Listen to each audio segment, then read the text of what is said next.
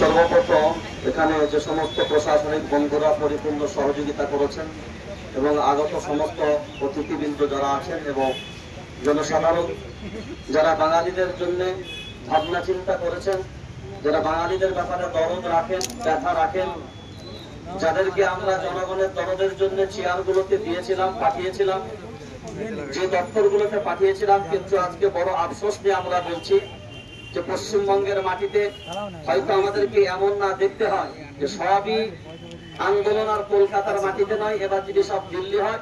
আমার ভয় হয় যে বাংলার যে কটা বাঙালি মুসলমান নয়, বাঙালি যারা আছেন বা বাংলার যারা শ্রমিক যারা কাজ করে জীবিকা অর্জন করছেন, এমন দিন না আসে যে বাংলা থেকে বলবে সব জীবিকাগুলো সব দিল্লিতে গিয়ে নিয়ে এসে বাংলার মাটিতে খাও। কারণ এই আস্তে আস্তে আন্দোলন মনে হয় সেই দিকে আমাদেরকে আস্তে আস্তে বাড়াবে।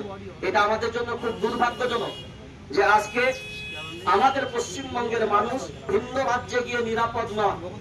তো বাংলার প্রশাসন এবং বাংলার সরকার তাদের নৈতিক প্রথম দায়িত্ব হলো, তারা যখন তাদের চেয়ারে বসেছেন এবং তারা যখন তাদের গদিতে বসেছেন, জনগণের সার্বিক নিরাপত্তা দেবার দায়িত্ব গ্রহণ করেই কিন্তু তারা চেয়ারে বসেছেন।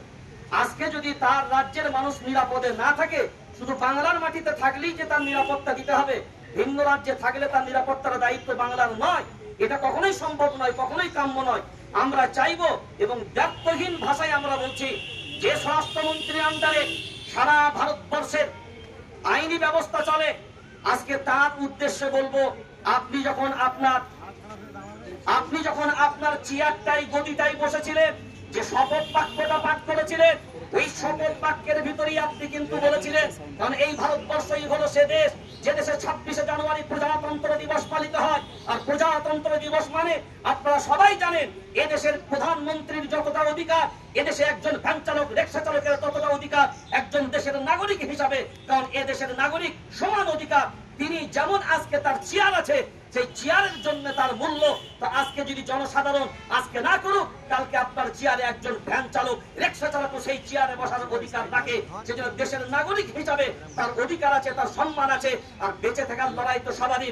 এই দেশের নাগরিককে নিরাপত্তা দেওয়ার দায়িত্ব সম্পূর্ণ আপনাদের। কিন্তু আপনারা যদি আপনাদের কাজে ব্যর্থ হয়ে গেছে, যার কারণে আজকে আমরা পথে নামতে বাধ্য হলাম।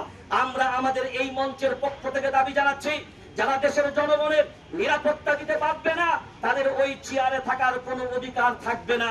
আপনারা চেয়ার ছেড়ে দেন, আপনাদের চেয়ারে থাকার কোনো অধিকার নেই। আর আপনারা স্বীকার করুন যে আমরা যে দায়িত্ব নিয়ে যে নিরাপত্তা দেব বলে আমরা প্রতিশ্রুতি ভারতবর্ষের নাগরিককে দিয়েছিলাম, সেই প্রতিশ্রুতি আমরা দিতে পারলাম না। আমাদের ব্যর্থতার কারণে আমরা নিজেরা নিজেদের চেয়ারগুলোকে ত্যাগ করলাম। তখন বুঝবো আপনারা দেশের জন্য প্রকৃত নেতৃত্ব দেবার দায়িত্ব নিয়েছে। আর যদি মনে হয় দেশের জনগণ গোল্লায় যাক, আপনাদের চেয়ারটা বেঁচে থাকুক, তাহলে তো আপনার স্বার্থপর নেতা হবেন, প্রকৃত দেশের জাতির জন্য আপনারা নেতা হবেন না। কারণ এটাই আপনাদেরকে ভাবতে হবে। সেই জন্য আমরা মাননীয় বাংলার মুখ্যমন্ত্রীকে বলবো যে আপনি নিশ্চয়ই পশ্চিমবঙ্গের মানুষের জন্য অনেক কিছু করেছেন, বলেন।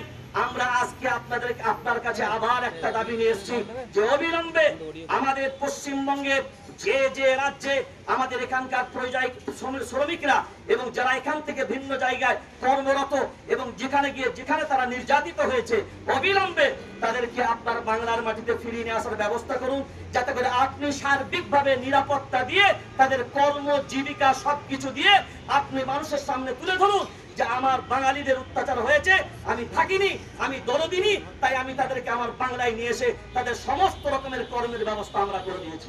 যদি এটা করেন, আমরা এই মঞ্চের পক্ষ থেকে বলছি, আমরা কেউ জানাক আর না যাক, আমরা প্রথম আপনাকে ওয়েলকাম এবং সাধুবাদ জানাবো। কারণ আপনাকে মনে রাখতে হবে আগামী 26 কিন্তু আসছে। আর আপনি মনে করবেন যে সব সময় আপনি বলবেন, আর এই বাংলার মুসলমানরা চুপ করে শুধু ঘরে বসে থাকবে, আপনার ঘরে বসে থাকবে। একটা জিনিস মনে রাখবেন, আমরা তো হিজড়েও না, আমরা তো লেডিসও না, আমরা তো পুরুষ মানুষ। আর এই গণতান্ত্রিক কণ্ঠকে আপনি রোধ করে দিয়ে ঘরে বসিয়ে দেবেন, তাহলে তো আর এ দেশের মাটিতে সংবিধানের প্রকৃত অধিকার আছে বলে আমার মনে হয় না। সেই জন্য আমাদের কণ্ঠ নিঃসন্দেহে অন্যায়ের বিরুদ্ধে সব সময় জাগ্রত হয়েছে, সব সময় সজাগ থেকেছে। সেই জন্য আমরাও আজকে জাগ্রত।